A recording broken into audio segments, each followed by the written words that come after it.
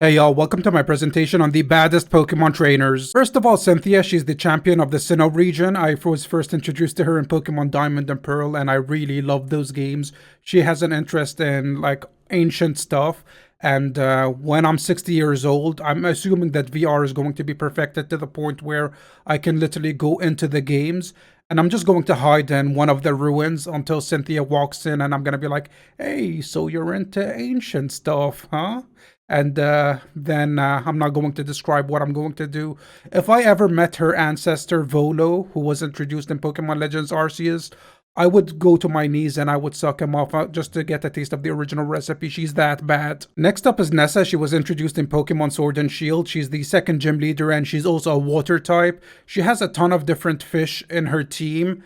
And at the same time, she also still loves eating seafood. So that just means that she's an absolute certified psychopath. So I feel like that's going to make me able to pick her up and raise her up a lot easier. Next up is Skyla. She's one of the trainers in Pokemon Black and White. She's actually a gym leader and she specializes on flying types. That's going to be a bit problematic for me because at any point she can summon one of her Pokemon and just fly away.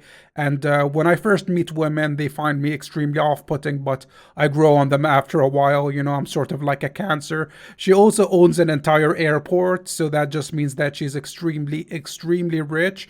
And before you fight her in her gym battle, she goes to Celestial Tower and helps out an injured Pokemon at the absolute top, and you have to kind of do an entire quest line in order to get her to go back to her gym before fighting her. And I feel like the fact that she helps injured Pokemon just means that she's a really nice person. Next up is Bee. She's the fourth gym leader in Galaria and she uses fighting type Pokemon. The reason why I like her is just because she was introduced in the anime and she constantly fights alongside her Pokemon. So she takes her training extremely seriously. In real life, she'd probably be a lot stronger.